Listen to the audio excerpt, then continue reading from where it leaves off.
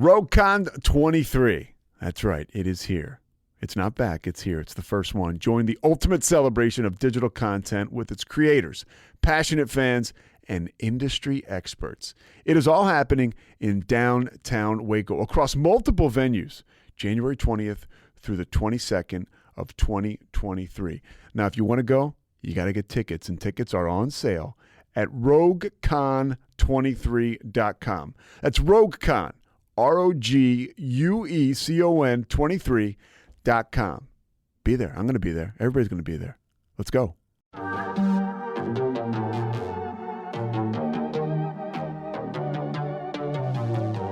Hey y'all, I'm April. And I'm Caroline. And this is your Bloody Happy Hour. Caroline, are you ready for this? This is your newest guilty pleasure. It's the bloodiest part of your week. Did we say something about it also being happy hour? Show did. Because we about to be sipping on some murder. Bloody happy hour.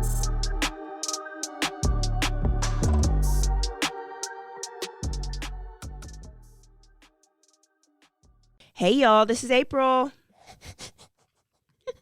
Always when you're drinking. And this is Caroline. Well, you know, if we're not professional, I don't know who is. Yeah, I know. That is what you call pros. Pros and hoes. Woo.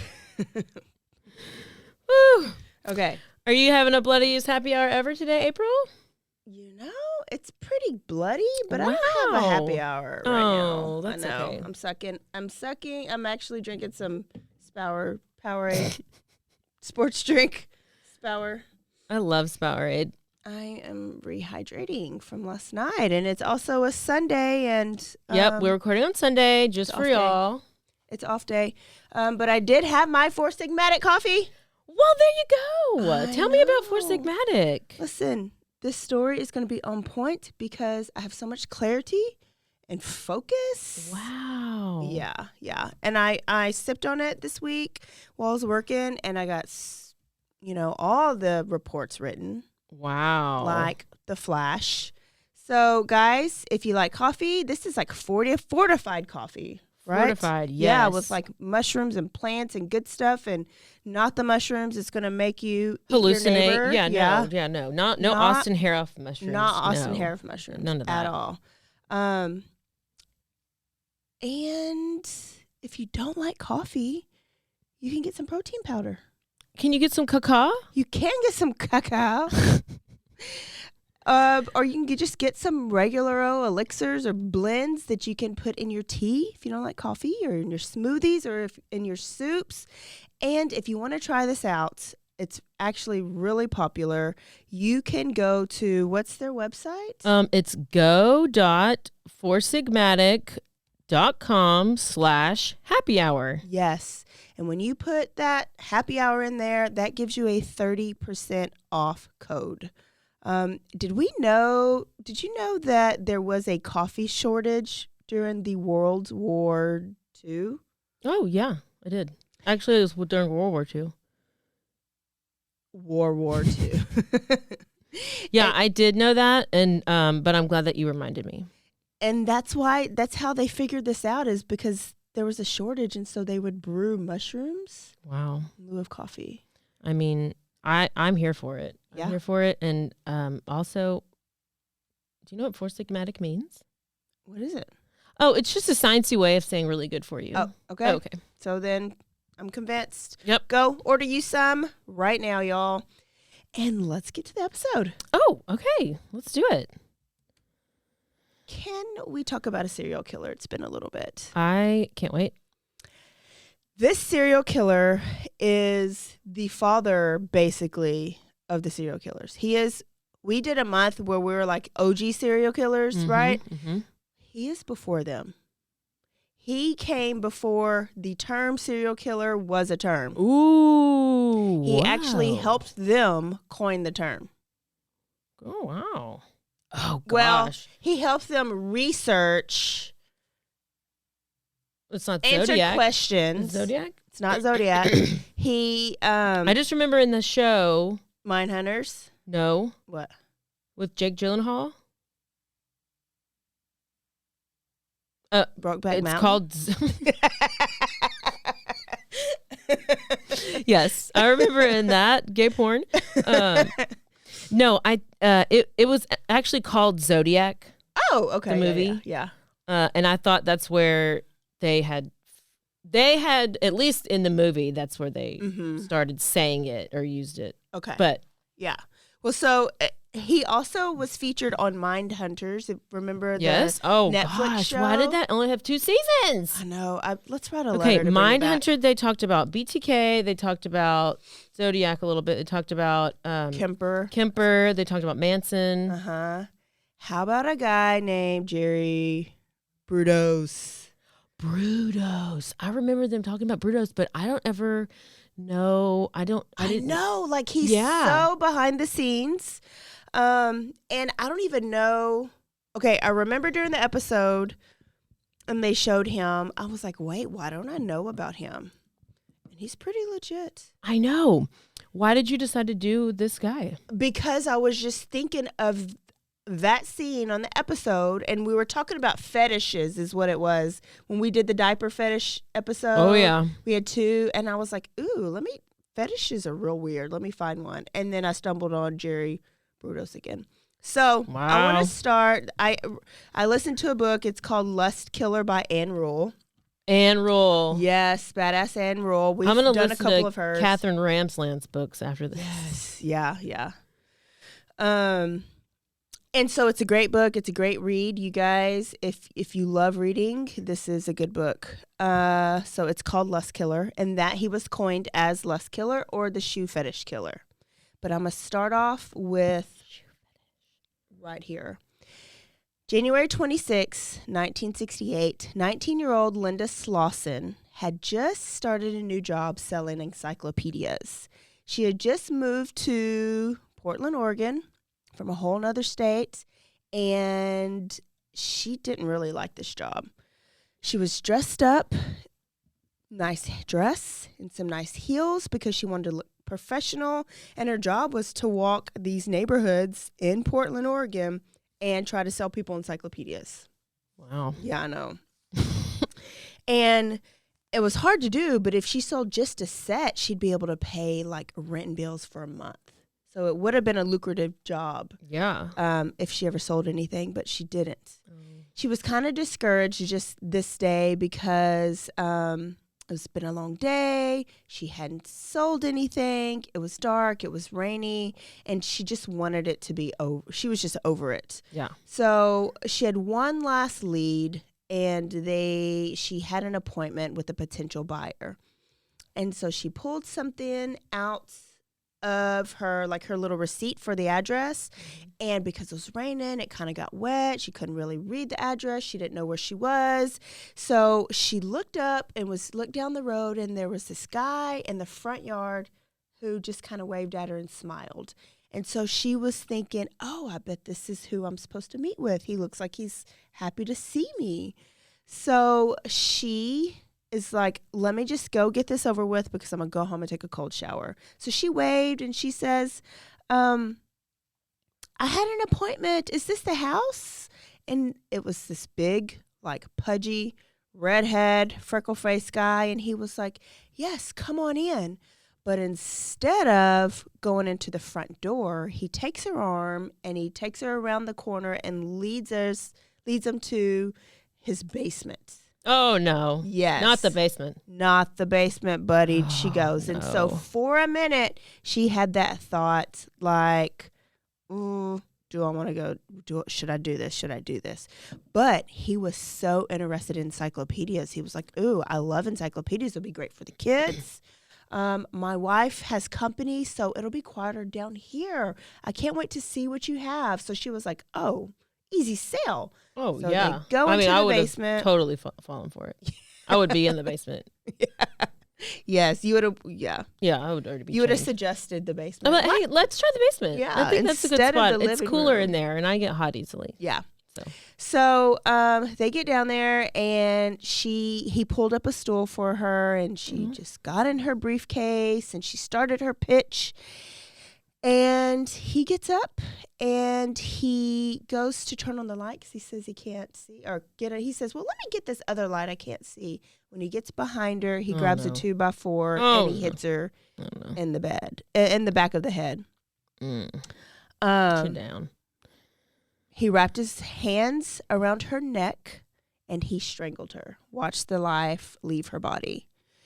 And he's exhilarated because now she belongs to him to do whatever he wanted to do. Now, he didn't like her hair, but he loved her heels. Oh wow. It sounded like BTK. He wanted to put her clothes on or something.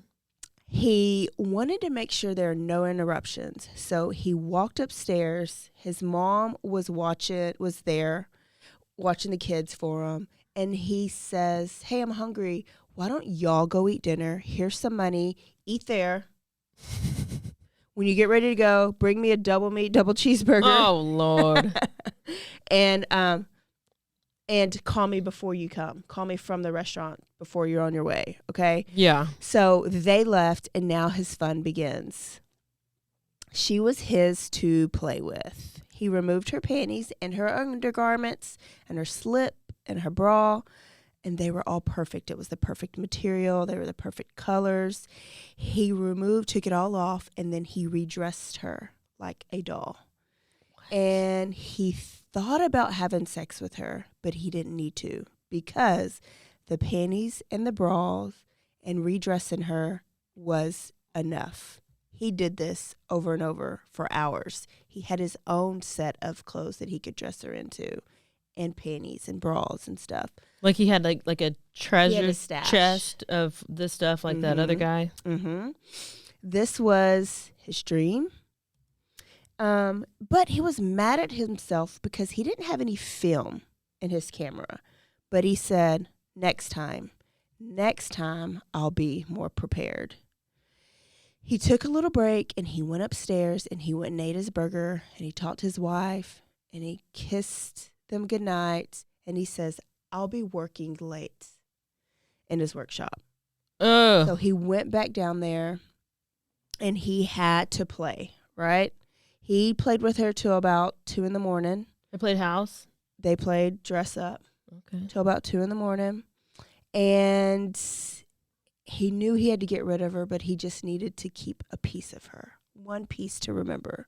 So he grabs a hacksaw and he cuts off her left foot, slips it into her own high heel, and he puts it in his freezer for safekeeping for later on.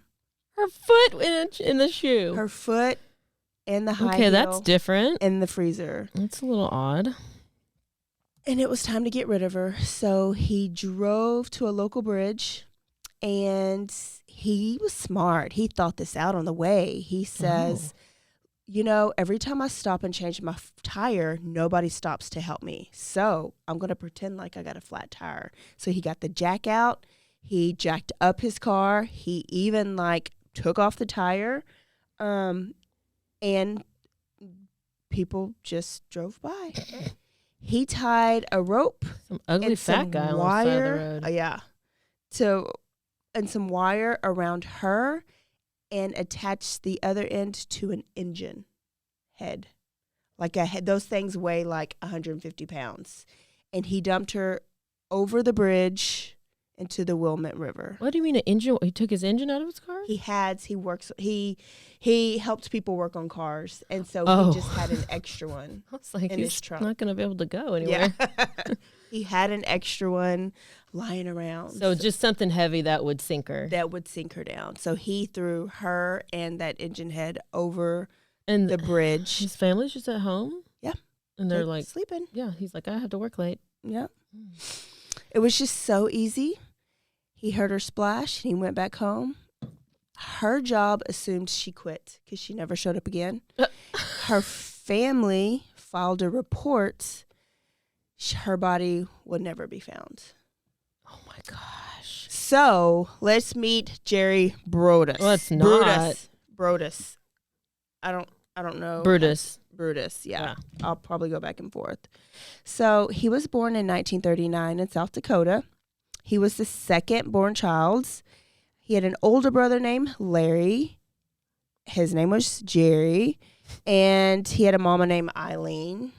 Oh, no. Yeah. Come on, Eileen. Yeah. Eileen's going to let us down a little bit. Now, when Eileen and Dad found out they were pregnant, they were like hoping for a girl because they already had Larry, older brother Larry. Well, came out Jerry, and they were disappointed, and they were disappointed in him for the rest of his life. Like, he came out, and they weren't even happy. No, they're like, can we return him? Yeah. Don't even leave him in the room with me. Just go did take you him lose back him? to her. Oh, okay. I'm sorry. So his mom, his whole life made him feel like he was a mistake, like he was not enough, and like she hated him. And so, of course, at a young age, he starts despising his mom too. When they talk about the mom was real proper, like real plain. She dressed nice, but never dressed up, never wore heels. At age 5, it's so crazy that this is where his fetish starts. So he was playing around in a junkyard, and he found some black, shiny leather heels. He had never seen anything like them before. His mom wore like these chunky little gross things all the time. And so he was so obsessed with these heels.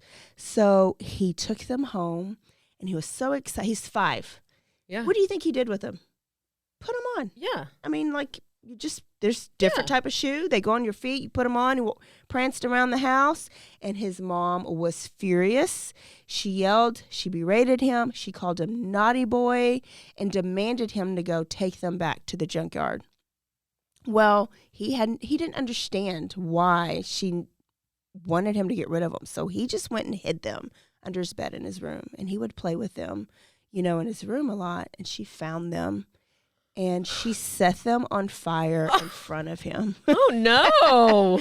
And the psychologist will later say, this right here changed the trajectory of his life. So what you're saying is, if you have a child who is trying on shoes, girls' shoes, maybe of a sibling, and they walk around in those shoes, maybe they also dress up in their princess dresses, and they're a boy, it's okay. They're just... You don't make a big deal about it. Okay, don't make a big deal about it. And then you don't berate them.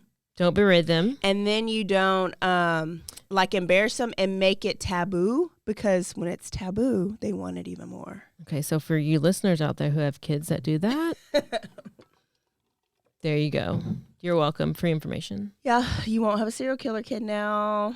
But you still might, so sorry. So when he would get upset, like, she set the shoes on fire and he was so upset. Well, he did have a nice little neighbor lady that was more like a mom to him than his mom ever was. And he would run down to her house and she would give him cookies, and she loved on him. There was no physical touch in the household. Mom would never hug him or kiss him or pat him on the back or shake his hand or anything. But this old lady was very nice to him, and he loved her. And he had one little friend, he called his little girlfriend, that she was always nice to him too. But then back to back, they both died. The little girl turned out she had tuberculosis and died. Oh, hell. And the old lady had horrible diabetes, and she got really sick and was not able to see him anymore. And then she eventually died. Wow. He refers to this as tragedy in his home, because the only 2 women in his life at that time that showed him any type of love were now gone. And all he had was his love for high heels. Oh, no. So his teacher one day walks in with some nice high heels. Ooh. And she wore them, but she had a second set she would put them in her desk drawer in the classroom and wear a more comfortable pair of shoes. So she had 2 pairs of shoes.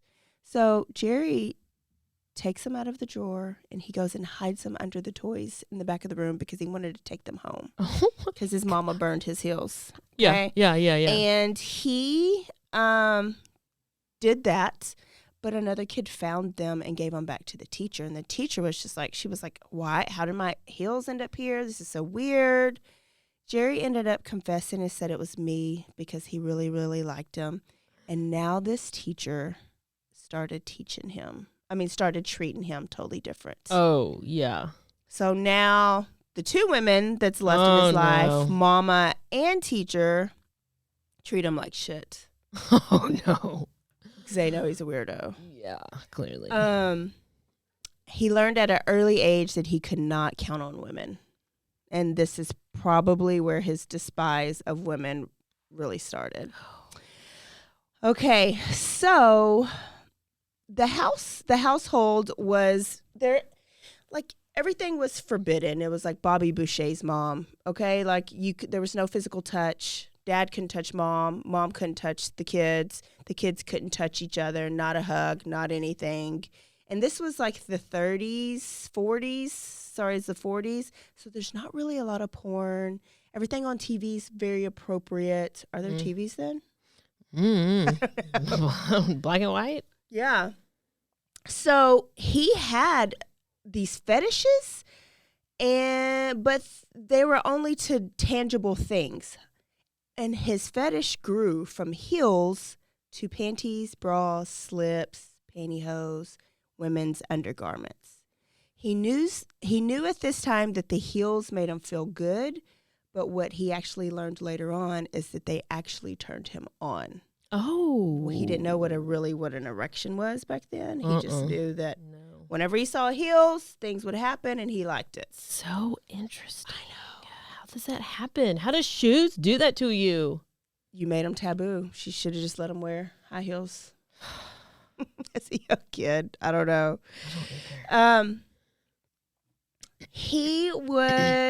His fetish like continued on until during puberty, and then on into his teen years. Okay. So when he was younger, if him and his brother went to a friend's house, he would sneak into the girls' room and he would steal like a pair of their panties. Or then he started trying on their clothes. Yeah. At 16, he had his first wet dream, which to me is like, wow, that's late, I would think. A 16-year-old, and this is the first time you're having your wet dream. And it must have been really wet because Mama saw the stains on the sheets. Oh! And he didn't just pee the bed?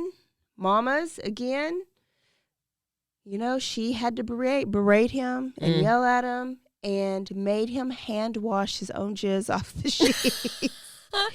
And he had to sleep without sheets for a while because he didn't deserve sheets anymore. No. And he was just so confused because he had no idea why it happened. He had no idea what it was. And he did it in his sleep. So it's not even like he was masturbating and doing anything. It was just like an accident. Okay, shit like that happens, y'all. Moms, don't be doing that. He soon started fantasizing about controlling women. So his fantasies was he wanted to dig a tunnel, and he wanted to trap women down there. And he wanted to take full control of them. But the fantasy would kind of stop there because he didn't know, what to do with them. He didn't know what their body looked like. He had never seen a woman's body. So he don't know what boobs are. He don't know what a vagina is at this time. So where not a normal person, but a normal serial killer is already fantasizing about rape, he doesn't know how to fantasize about rape because he doesn't know anything about sex. Oh my gosh. So he just fantasizes about their bras, their underwear, their heels, and about having total control of them. And it's just a weird fantasy. Mm-hmm. A weird fantasy. And then he starts, back then you would hang your stuff up on the clotheslines. Mm-hmm.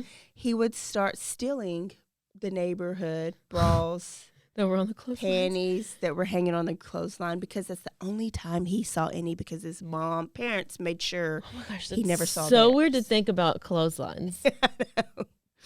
And people hung it outside. Yes, he had favorite fabric, like he loved the silky ones. He loved like the colorful ones, like the reds and the blacks. Of course. So at 18 years old, he went to a neighbor's house, and he had stolen some of her lingerie, that was hanging up, some of her bras, and then he gets an idea, and he's like, you know what? I just want to see what what's the purpose of those bras? What does it do? What's under those bras? What's under those underwear when the women wear them? Like, I want to see what it looks like. So he goes and he knocks on his neighbor's door, the neighbor that he just stole all the lingerie from, right? And he goes, hey, there's a neighborhood underwear thief. And I'm actually working undercover with the police. I need to see if this fits you. I'm working undercover with the police, and I think you may be able to get your stuff back. I'm going to go and have a meeting with the police. You should come to my house at, 6 o'clock this evening, and we'll get a plan down because I think I can give you your stuff. We can find them and give you your stuff back. And so she was just like, yeah, give me my Sears underwear. Is it? Where's my bra? And so she goes over to his house, just like he asked, and she knocks on the door, and she hears somebody say, come in. So she comes in, and she goes up to the stairs. And when she goes upstairs, out of the closet comes a masked man. He had a mask on. Oh, no. And he throws her down, and he makes her take off all her clothes, and then he makes her pose for pictures. So he's got his, old school camera and film roll, and he's taking pictures, and she's posing, and she's crying. Oh, my gosh. And when the film is up, he takes off out the room, down the stairs, and out the door.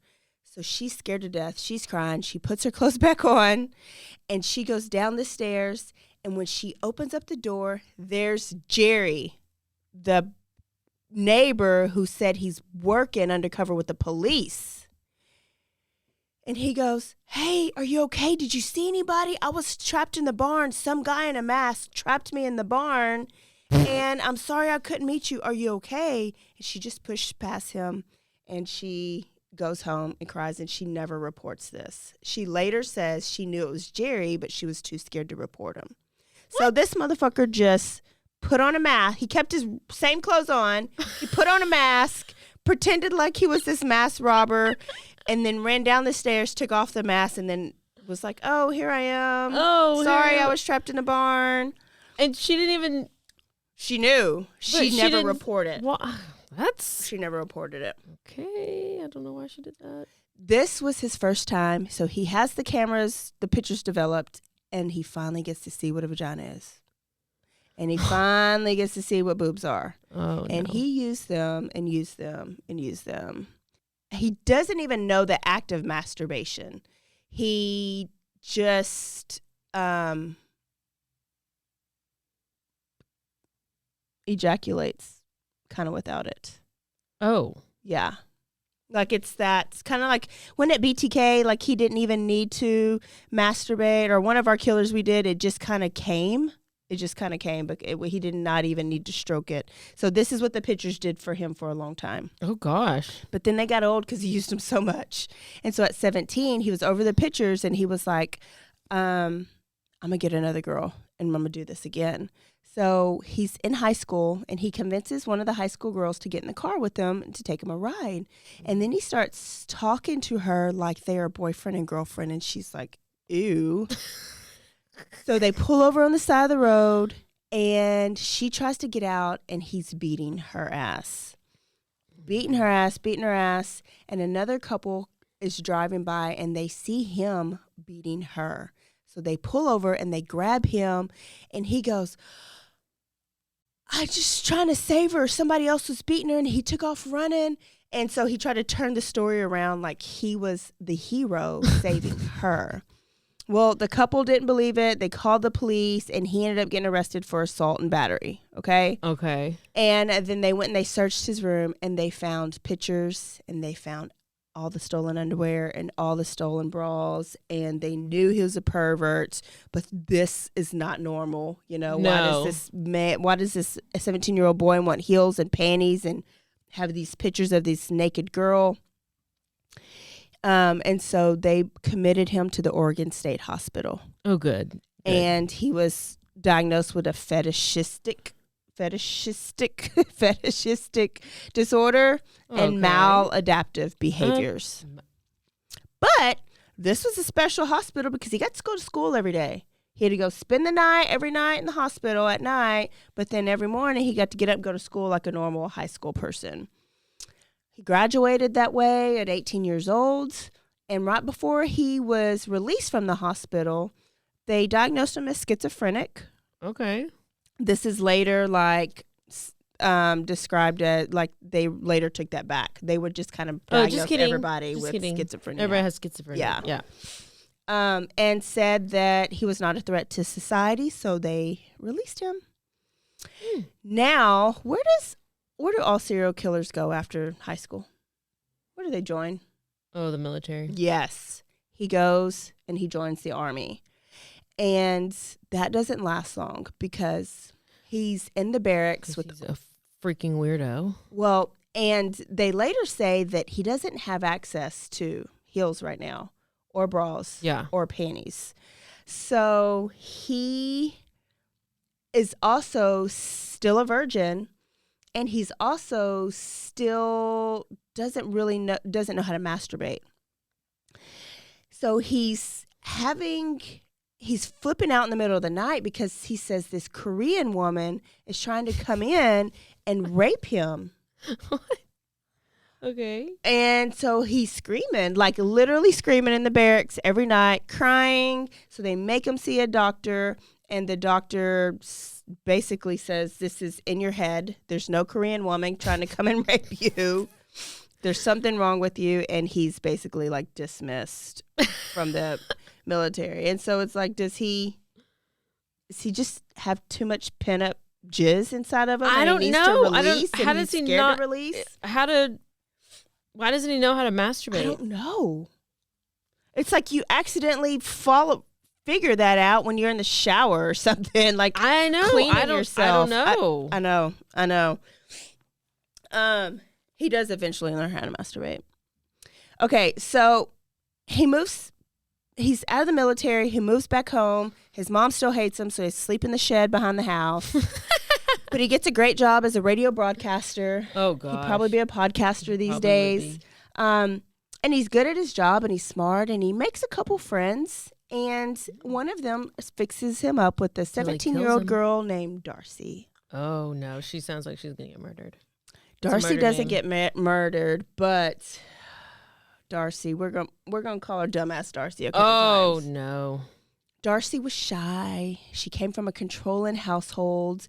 They dated a little bit. She wasn't really attracted to him, but he wined her and dined her, and they were together. They had sex, and she got pregnant.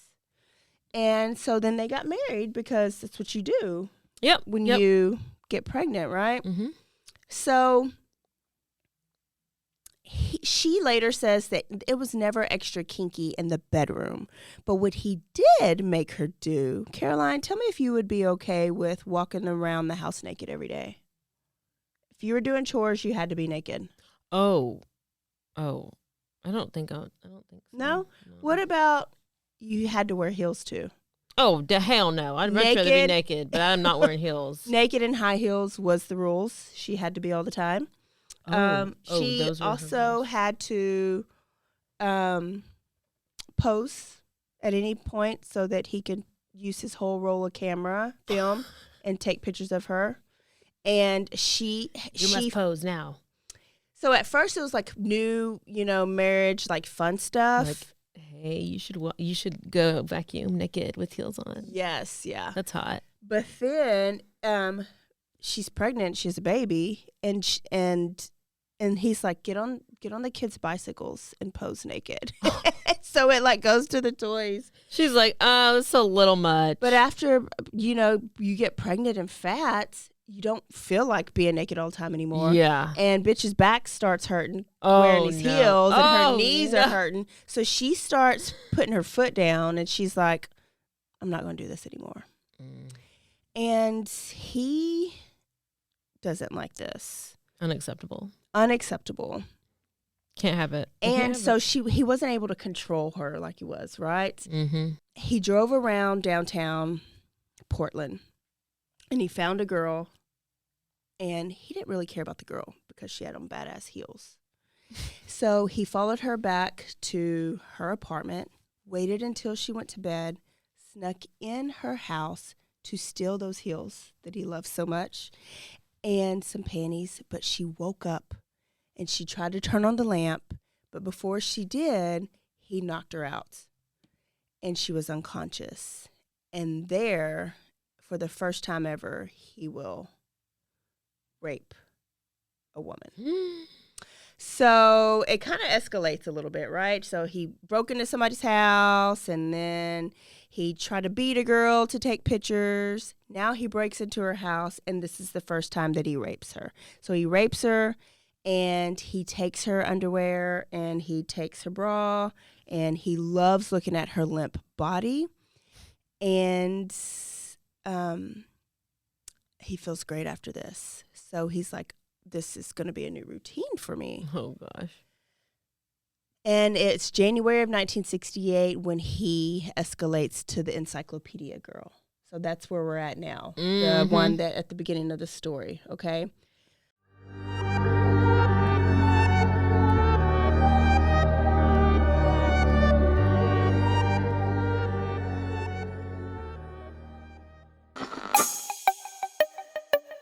This has been a Rogue Media podcast.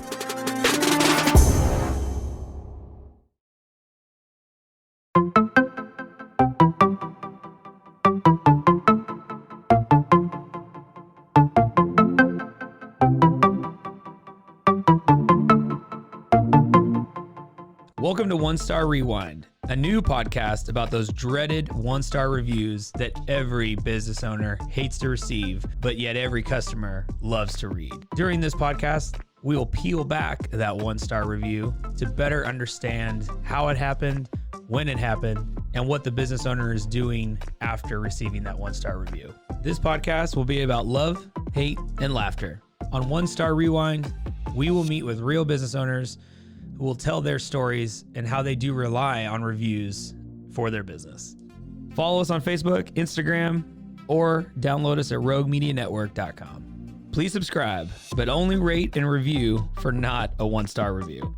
Join us each time for a new review and a new story.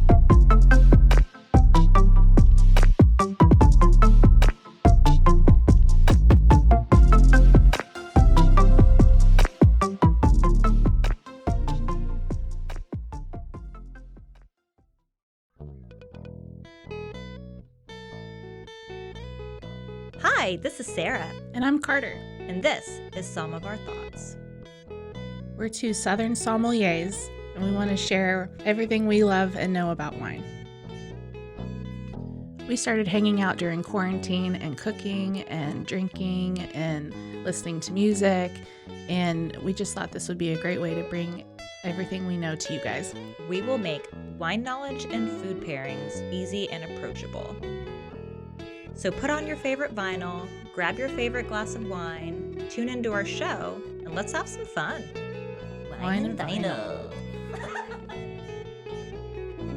So check us out on roguemedianetwork.com or wherever you get your favorite podcast. We'll be talking about a lot.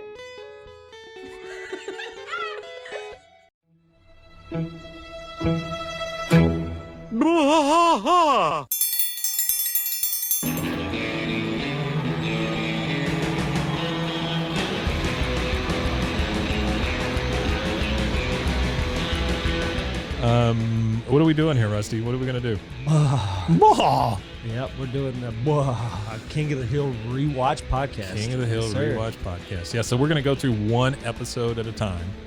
Come along for the ride with us. Come check it out. And give me a good like Dale Gribble quote to go out on. Wingo. Yeah, Wingo. Wingo. All right. Well, join us for the King of the Hill Rewatch Podcast. Deep in the heart of Texas, that drinks his brew and he spits his chew. Deep in the heart of Texas, the TV blares but no one cares.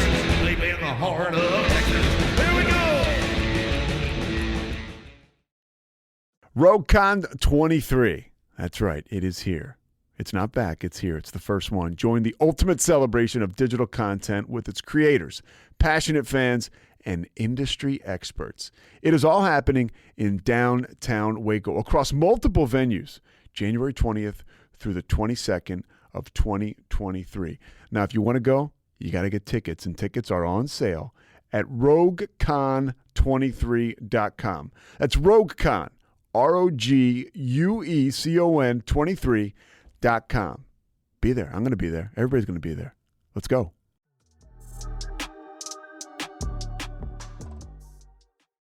Okay, so they move to Salem, Oregon, and he has this perfect garage, detached garage. It's going to be perfect for his kill room. Yeah. But when they get there, he can't find a job. He's having these bad migraines, so he's just kind of moping around the house. His wife makes a comment to him one day and says, "You're gaining weight," but she was already big. She's calling him fat at the dinner table. And he gets up. He's like, "Bitch, I ain't fat." He gets up like he's pissed. He goes somewhere, and when he comes back, he has on a bra that is stuffed, a girdle, stockings with those little clips. Yes. He's like, "How do I look underwear, now?" And that is exactly what he says. How do I look now? Do I look fat now? Oh! But he was so dead serious, and she busts out laughing because she doesn't know what to think, and she's kind of creeped out, and he goes back upstairs, and he comes back down, and they never talk about it again. But, like, those weren't her underwear. Those weren't her, bro. Like, she didn't ask no questions. She wasn't like, "Did you just have that in your drawer?" Or she wasn't like, "Where did you get those? Whose are those? Those aren't my size. Those aren't mine." Like, they just never talked about it again. Well, that's normal. That's totally normal. This is like where she's kind of dumbass Darcy. She also says that she looks through something in the attic one time and she finds a whole roll of developed film of naked pictures of him dressed up in women's like undergarments, like posing in very provocative poses. And she asked him about it, and he says it was a joke. And then now she's not allowed to go back into the attic. She's also not allowed to go into her own garage and go into their own deep freezer. So she has to ask permission for that. This is so so weird. Little bitty stuff that she just like didn't ask questions about. She could have. But she just didn't, because what else was she going to do? Oh my! I don't know. There was just a couple of red don't flags. Get how that is what a guy wants to wear. I don't even want to wear it. Yeah, I know. Yeah. I don't know. I mean, she's basically married to Caitlyn, and before Caitlyn, he was the first Caitlyn. Yeah. Well, when was BTK? After him? Because he did the same thing. He dressed up. BTK was 80s. Like, nowadays, if you are a guy walking around in women's clothing, like, that's totally normal. It's normal, It's yeah. just like, oh yeah, there's my sister, but it's really my brother. Listen, they were way ahead of their time. Yeah, they were. So it's May of 1968, and he wanted to kill again. So he gets an idea to dress up like a woman. Oh. He wears I bet he's a cute one. Heels. He puts on a dress and a wig, and he goes to the parking lot of a shopping center. And he's looking for a victim, right? He's dressed up as a woman because he thinks that if you're a woman in a parking lot and you see a man, you'll be scared and you'll be aware. If you just see another woman, oh you yeah, won't be no, especially scared. one that looks like him. And that is true because he spots 19-year-old Karen Sprinker. Karen was supposed to be meeting her mom for lunch, and she never showed up. Mom got a little nervous. Well, Brudos saw her, held a gun to her, and said, "If you don't scream, I will not shoot you." He held the gun to her head. She begged, "Don't shoot me. I will cooperate. Please don't shoot me." So she gets in the car with him. You never go to that second location, right? He stuffed her in his car, and they go back to his house, and they go to his garage. He raped her. He asked her if she was a virgin, and she was. And so then he raped her. Oh, gosh. While she was on her period. Oh, no. Because he talks about he had to take the Tampax out. Oh. He made her try on all of his clothes, all of his women's clothes, posed for a bunch of pictures. And you can find these pictures on the internet. They're kind of scary. And when he was done with the pictures, he wrapped rope around her neck. He clipped it on to this come-along pulley that he had hanging in his garage, like the ceiling. He hoisted her up there just enough so that her heels are dangling and touching the floor. He liked hearing the heels touch the floor. Oh, and he strangled her. He kept her hanging, dressed her a couple more times, cut off her breast because he wanted to keep her, pieces of her. And he tried to stuff them like with this resin because he wanted a mold of them. Like he knew they weren't going to last just like that, but he wanted a mold of them because like they would be skin his of them, paperweights. he put stuff in. Yep. Oh, so he stuffed it, and then he like put some type of resin or glue to make a mold in there, and it never worked out. But he was like, it would be great to have her boobs as a paperweight. Oh yeah, I love boob paperweights. Yeah, it didn't work at all. He went upstairs to go eat dinner with his family and spend time with his wife. And after dinner, he went back downstairs and he raped her dead body. So now he's a necrophiliac. Oh, no. I know. It's just getting worse. Winning at life. He dresses her up one last time, puts the bra on, but stuffs the bra with some paper towels because he had cut her boobs off and he didn't want her to bleed in her car. He ties her to a car engine cylinder, dumps her off this bridge. It's called the Bundy Bridge. Yes. Gosh. Even there's nothing good about Bundy, even way back then. Bundy Bridge, and dumps her into the river. Ooh. That is his second victim. 6 months later, in November, Jan Wheatley is driving up the I-5 freeway, and that's the freeway that's like goes straight from Canada to Mexico. There was an I-5 killer, serial killer, actually, too.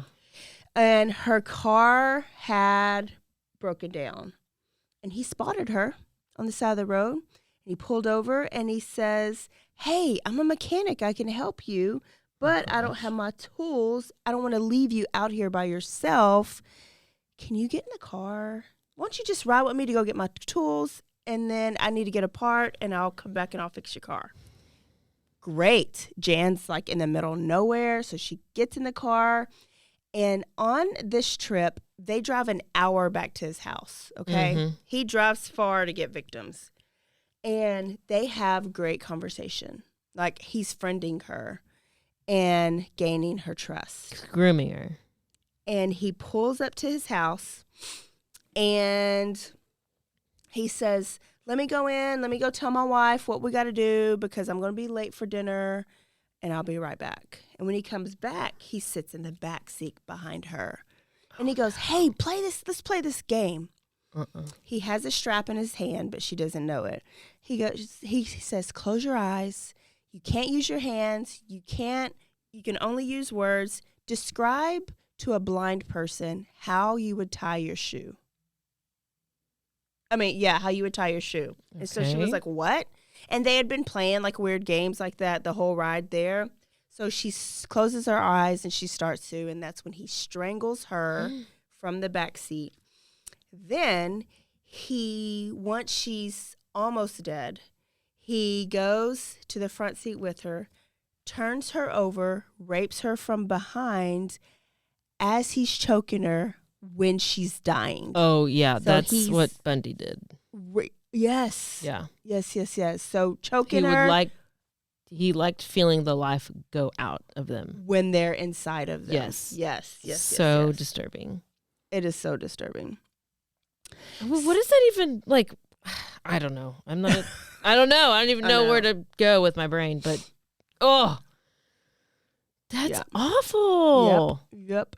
Power, control. He took her to the garage. He hoisted her up on his pulley, just like the other ones. Well, he didn't even have to hoist her up. There was a hook. He just hooked her neck, put her neck on this hook, and then would dress her had a blast with her, played dress up. He also cut off her breast, tried to use a different method to preserve them, and this didn't work.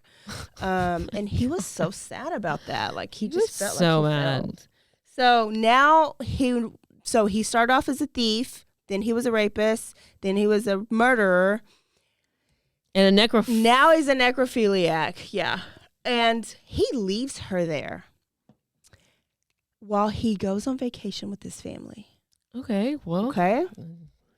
And while they're gone, Caroline, which is so random, a girl loses control of her car driving on their street and drives her car through his garage. What? That's never happened in the history of nothing.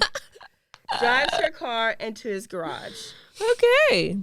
Busts a good like, it's not a total hole, but like hits the wall, breaks the wall.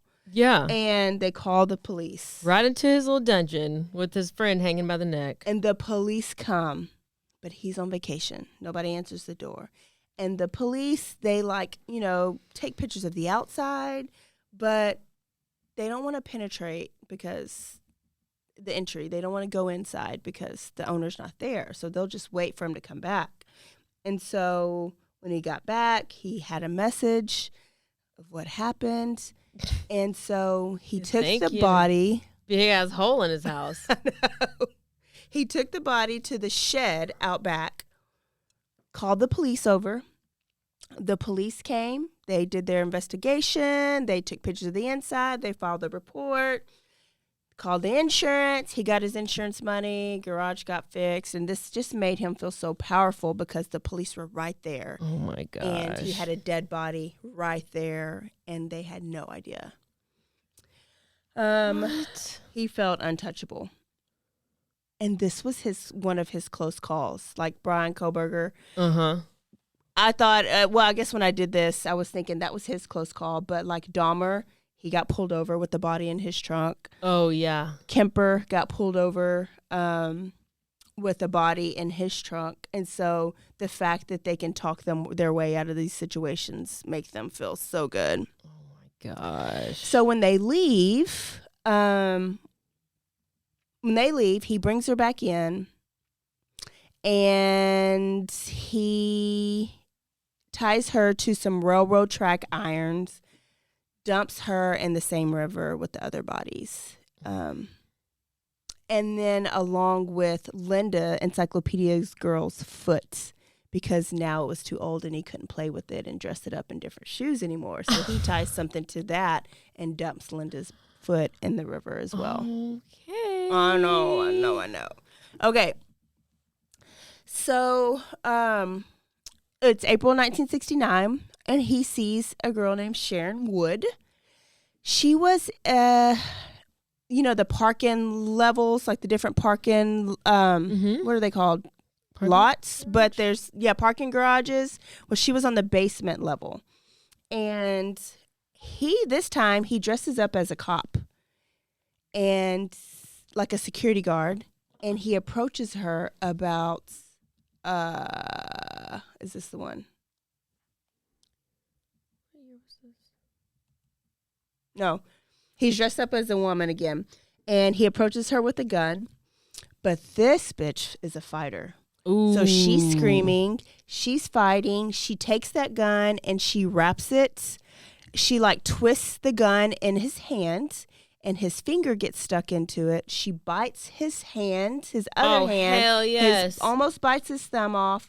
And so he's just trying to get away from her because she's causing too much attention. He grabs her head, slams it on the ground, thinks he knocks her out, and then he just walks calmly to his car because he later says, if I ran, it would bring up more attention, right? But he's pissed because he basically tried to get Ronda Rousey, and it didn't work. Bitch was swinging. So listen, y'all, that's what you do. That is what you do. You yell and you scream and you kick and you fight. Yep. Because the next day he was so pissed that he failed at Sharon. He tried to abduct a 15-year-old girl. She was on her way to school named Leanne Brumley. She did the same thing. He says, He goes up to her. He says, I won't hurt you if you get in the car. She screamed. She freaked out. She started swinging, and she took off running, and he's big, so he can't really run. A woman was outside. She runs into the woman, and they call the police. So this is like strike 2. So he's real mad now. Desperate. The 2 that fought got away. But Linda Saley wouldn't be so lucky because he goes back to the parking lot, and this is when he acts like he's a security guard, and he sees Linda coming out with bags, and he approaches her about stealing and says that she was seen stealing and that she needs to file a report, and so she gets in the car willingly with him.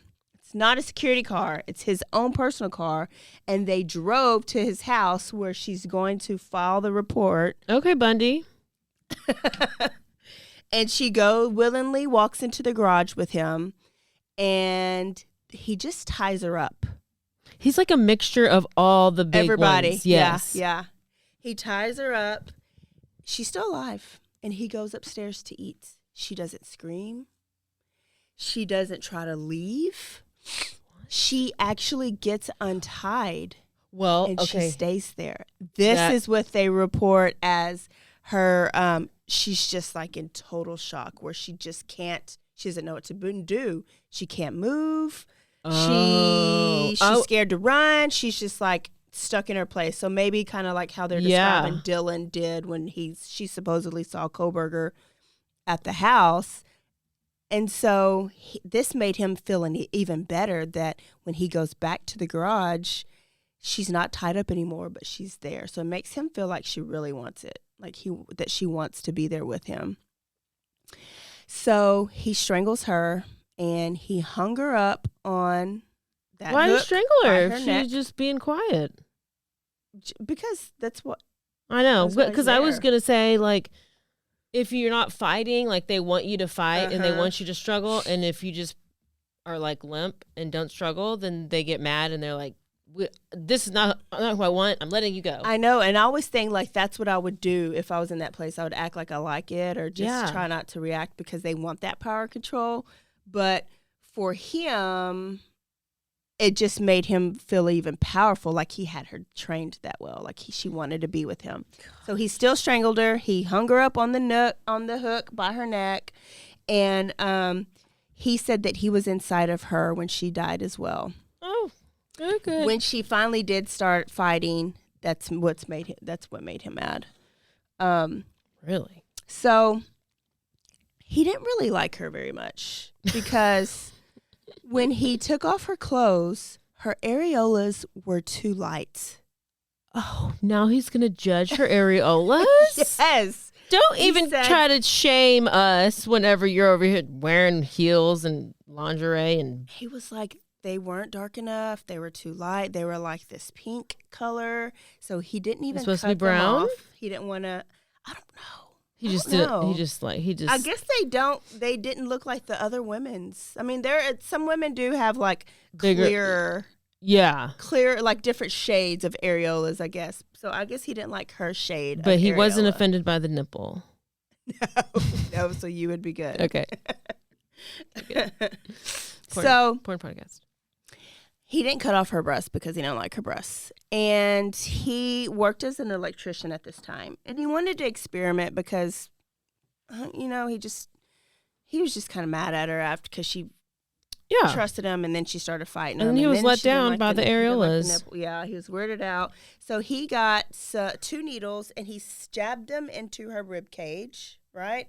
And then he got these live wires, and he tried to shock her because she has metal in her. He was an electrician, so he was trying to shock her to see if she would like dance or like act like she was electrocuted or something from being electrocuted or shocked. Okay. And she didn't do anything. Like it didn't work. And so this kind of made him mad. He raped her a couple times when she was dead, and he kept her for about 2 nights. And then he tied her to the car engine and threw her off the bridge. Mm-hmm. Oh. Seeing a pattern. And it reminded me of Dahmer's experiments. Remember, he was trying to like drill holes and put all this stuff in the head to make like the zombies or whatever. He was like doing these electrician experiments on her. Weird. So now the police are like, young women are going missing. Oh, they finally realized it after 14 have gone missing. They know some shit's about to go down. They don't know the term serial killer yet because it wasn't coined. And they don't even know if the missing women like are related. And then they have yet to find any bodies, but they just know these little college girls are going missing. Yeah. So they needed a break because they didn't have anything. And they caught a break in 1969 when a fisherman saw something in the water that looked like a body, saw the hair, realized it was a body, and it was 19-year-old Karen Sprinker, the one that he abducted. She floated to the top. Yes, yeah.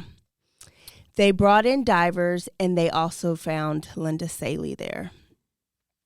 And now they knew these killings were related because they were both tied. They both had electrical wire, rope. They had special knots in this rope, and they were attached to car parts. So enter Detective Doherty, Detective Stovall, and Detective Frazier. They were DTF. They profiled before profiling was a thing. So Jim Stovall, and Rule really talks about him in the book. Mm-hmm. He sat down, the pen and paper, and he was like, I need to figure out what type of guy we're looking for. So it's like Mindhunter. Yes. But before Mindhunter, before it was a thing. So he's doing basically what they do off Criminal Minds. He was getting a profile. So he got a piece of paper and a pen, and he wrote numbered. Number 1, he says that he had a criminal background, psychology, like a little bit, so he's using that, and he says this guy's got to be between the age of 20 and 30 and big and strong because the victims were kind of in that age range. Uh-huh. And he's got to be big and strong because those car parts weigh a whole lot, plus the weight of a body. He's like got to be able to bench or deadlift 300 pounds or more. Of average intelligence and skills, because these knots were certain type of knots.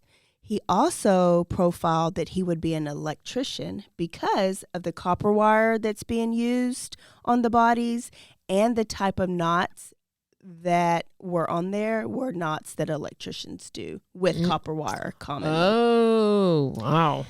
That he would come from either a broken home or have a strong, demanding mother. Clearly. He also hates women. He would have a record of antisocial behavior, which he does when he was in that crazy house. He was not an athlete because they were strangled and not beaten. And I guess strangling somebody is a lot easier, where beating would require a lot of like physical stamina. Yeah, and stamina. And so they didn't think that he had it. He would not be a steady worker because they go missing at different hours of the day, and that he's driven by some type of cycles and maybe menstrual cycles because all of the girls vanished at the end of the month and they were all on their period. So they went missing like the 26th, the 28th, and it's weird. How do they even know that? Because the parents that went missing, they were like, well, maybe she had bad cramps and she had to go to the hospital, so they would check the emergency room. And so things that the parents would say, like after interviewing, it all came out that they were on their cycle. Plus, he said he had to pull out tampons. Yeah. Oh my gosh. But he never really said that he did that on purpose, which it made me think, was his wife also on his... That was a weird sound. Was his wife also on the cycle? And so that's when he would go find other women because he couldn't have sex with his wife during that time. Oh my gosh. I Did know. she still have sex with him? So gross. Ew. So he basically did what the BAU did now, and he was basically describing Brudos to a T. And so they know they have a killer, but they don't know where to start. So they decide to go to the local college. It's Oregon State University. And they are like, a bunch of these kids did go to Oregon State and they were in college. So maybe one of them has seen the killer and not really known, or maybe they've gone on a date. So they talk to a bunch of college girls and they tell them kind of what's going on. They found these bodies, and what they found out is that Brudos, what's the name? Brudos was randomly calling the college dorms. Okay? I guess you just have one phone, but he would call the dorms and he would ask for like basic white girls' names. Is Karen there? Is Jennifer there? Louise? Is Amy there? And guess what? There's a couple of them there. So they would be like, oh, Amy so-and-so. And so he would just pick one. When they got on the phone, he would spark a conversation. And he's a good conversationalist. And then he would ask them on a date. And he got a couple dates. Like just randomly? Yeah. I'm going to start calling up some frat houses. Call up, you got the wrong MO, Caroline. You're trying to go on these dating sites. All you got to do is just cold call. So he went on a bunch of dates with these bunch of random girls. Wow. Well, one girl, and what they would all say is he would ask them about these missing girls. What do you think about those missing girls? Because there were missing posters up everywhere, right? Oh, my God. So they would get weirded out. He also told one girl, so what made you get in the car with me? Like, how do you know that I just wasn't going to strangle you and dump you in the river? Oh, my God. So when they told the detectives this, they were like, this is our guy. Yeah. They said, did he leave a number? Did y'all plan a second date? And she goes, well, he said he was going to call, but, people say that all the time. So they said, if he calls, we want you to stall him. Agree to meet with him, but stall him, then call us, and you don't have to see him at all. We will meet him. We'll protect you, okay? So 10 days later, Jerry calls one of these girls. I forgot her name. And Amy. Probably Amy. He calls up Amy, calls Jennifer, calls Crystal, and he says, hey, let's meet. I can be there in 15 minutes.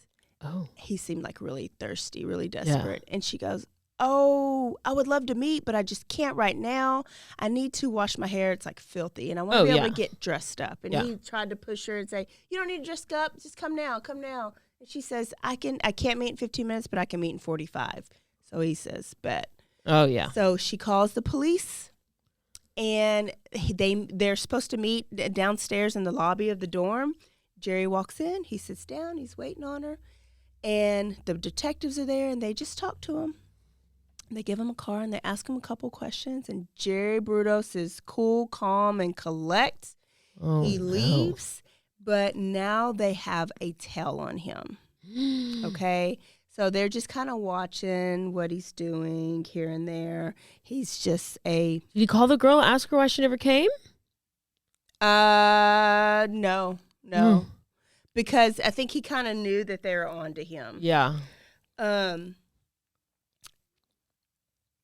go and visit him at his house, and he invites them into his workshop. Okay. His garage, yeah. And they're just investigating the missing girls, they said. And he goes, oh, yeah, that's real sad. They see his pulley and some rope and like some wire tied up in this special type of electrician knots that were found on the wire on the body.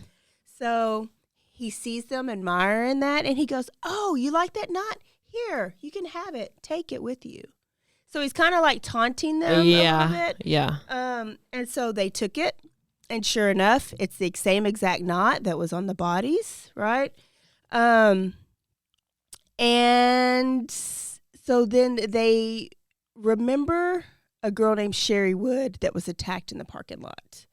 Okay. And so they get Sherry Wood in, And they said, if we showed you a picture, could you identify him? And she said, yeah. So they went back to his house and they asked him for a picture. Oh my gosh. This is when he freaked. He's like, oh yeah, sure. Here's a picture. But he kind of freaks out a little bit. So he tells his wife, let's go visit your parents that I hate in another state. And so Darcy's dumbass is like, okay, sure. Why are the police talking to you? I don't know. Yes. Why are the police? Yeah. Why are the police talking to you and you all of a sudden want to go to my parents' house that you hate in another state? And so Sherwood identifies Brudos as the person who attacked her. The other little girl that he attacked the next day identifies him. And so now they know they have Brudos. When they pull Darcy over as she's driving out of town, Jerry is in the back seat, covered up with a blanket, like under the cover, like laying down in the back seat. He's like shaking and crying. Oh my gosh. And so he gets arrested, and the wife is like, why are they arresting you? And he says, oh, I have a gun that's illegal and it's not registered or it's not my name or something. So I just have to go to jail for a little bit, but I'll be back. I'll call you from jail. Oh my gosh. And she's like, okay. So she follows him to jailhouse. She's like, okay, honey. Within no time, he starts talking and he's like confessing to everything, each detail with no remorse, like person by person by person. Then he calls his wife because he calls his wife and he says, hey, go upstairs to the attic, get my box of women's clothing and all these pictures, go burn that go dump it, go burn it. Because he thinks, he doesn't know that they have bodies. Oh my gosh. So he thinks he can confess, she's like, but you love no wearing evidence. it all. But you look so good in it you that look so day. good that one time. So he doesn't, she thinks about it and she's like, well, I always do what he tells me to do. But she calls up, I think, a friend or a lawyer, and she asks him, and they said, the police. She says, Jerry wants me to throw away some stuff. Do you think I should? And they said, if you do, you're an accessory. Yeah, you dumbass. To murder. He's not in jail for a gun. It's for murder. And so she goes, oh, I had no idea. She's still going to visit him. She's still going to take the kids. It's kind of really pisses me off. No. Well, he tries to plead guilty by reason of insanity. And so, of course, you have to have all these tests done and psychologists look at you. And that was ruled out because he had above average intelligence. And in the book, Ann Rule says that one of the doctors said he had 166 IQ. That's like off the charts. Casey's probably mouth is dropping right now. Now, I could not see that anywhere else, so I don't know if it was like a typo or if it was really written and official, but they did say it was above average. That's higher than Kemper, Bundy, and Dahmer. Oh, that's...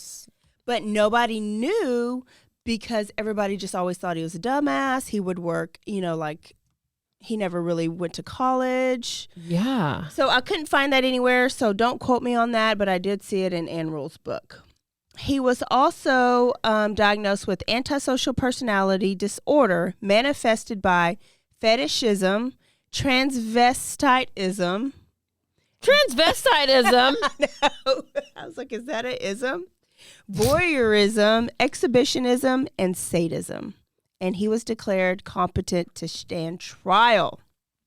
Wow. He knew what he was doing was what he was doing, and he showed no remorse, okay? But before they went to trial, they didn't have to because he pled guilty and he confessed to everything. Oh, my gosh. 3 consecutive life sentences because... there's no death penalty in Oregon at this time. And only 3, he killed 4 women because they never found the body of the encyclopedia girl. Really? So he did not get punished. Even though he confessed, described in detail. They couldn't even, if they could link her to the house, like if they had found her encyclopedia books or something, then they probably could have done it. But without the body and without any evidence, they couldn't. So there was no trial, and the people in the community were pissed. Like, people want to watch it play out. Imagine it was like Kohberger. I mean, yeah. It kind of reminded me of Delphi, because here's all these women missing, right? And they were missing for a little bit. His reign was only like 2 years. And then you find out, like, the local electrician in this nice house gets arrested.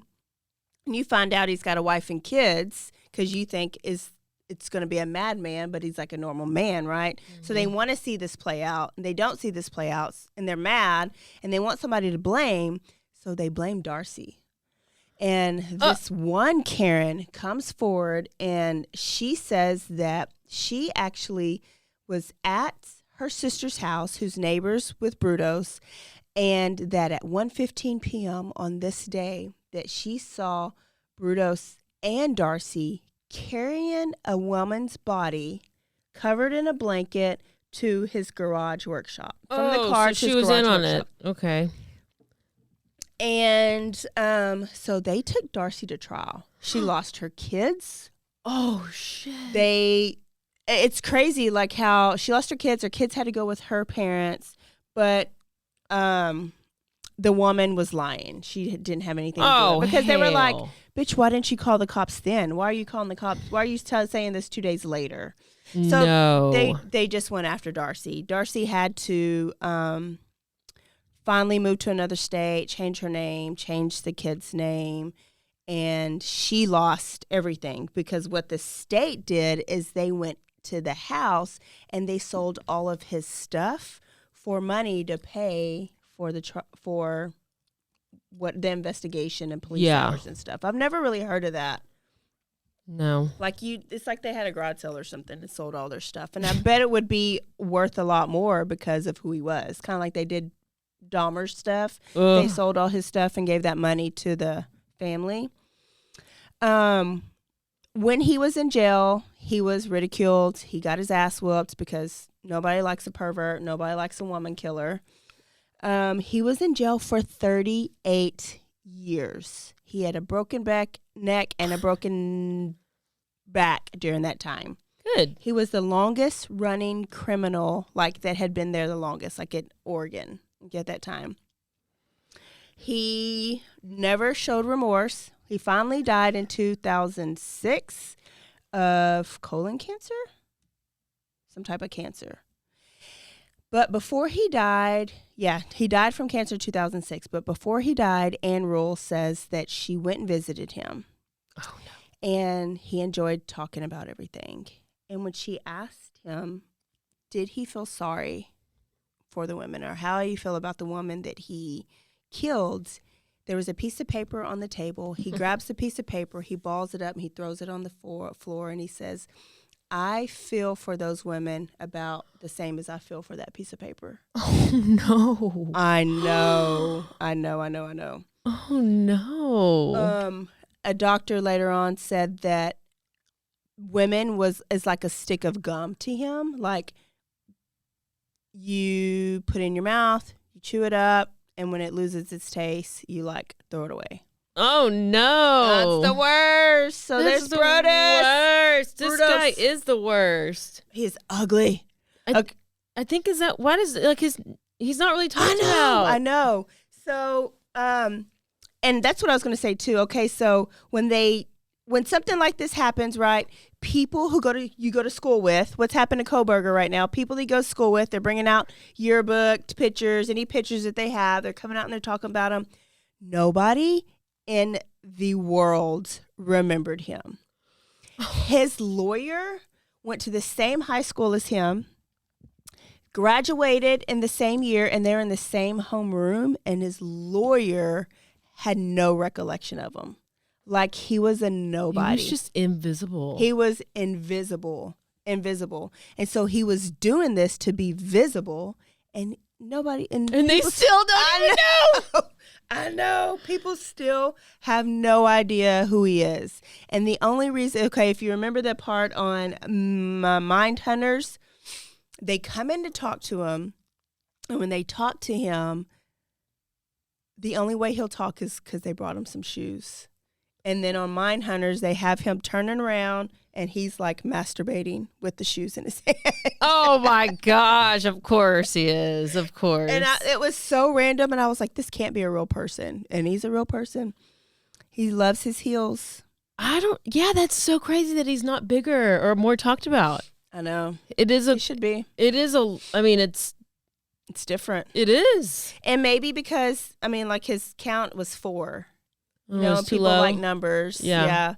Maybe it was too low. And then he was followed by Kemper, who had a ton. And then and BTK the Boston or Bundy. Strangler and Bundy and Dahmer, Ed Gein. He preceded all of them. And nobody ever says Brudos. We don't like you, Brudos, because you're disgusting and you're There's a good documentary out about him. It's called Worst Killers Ever, I think, on Amazon Prime. Oh, there's an episode on him about that. But there you go. That's Brudos. Good story. Think about him every time you put on your heels. And your stockings. And you were safe if you didn't wear heels. Oh, I'm safe. So we would have been safe. Oh, yeah. Never will I put on any heels. Totally safe. Good reason not to. Yep. Y'all, that was a mouthful. Thank you for your attention. And there's a serial killer for you. I love it. I love it. I love it.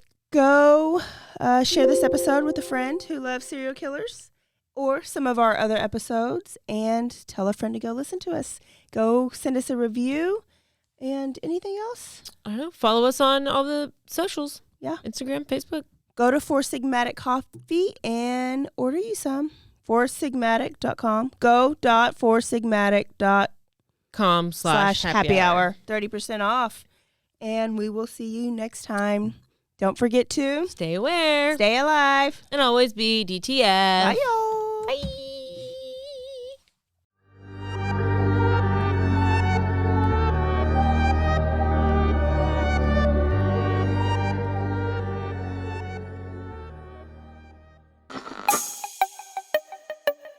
This has been a Rogue Media podcast.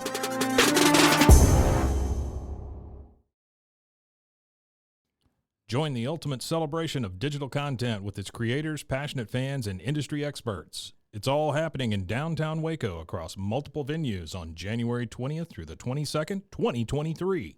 Tickets are on sale now at roguecon23.com.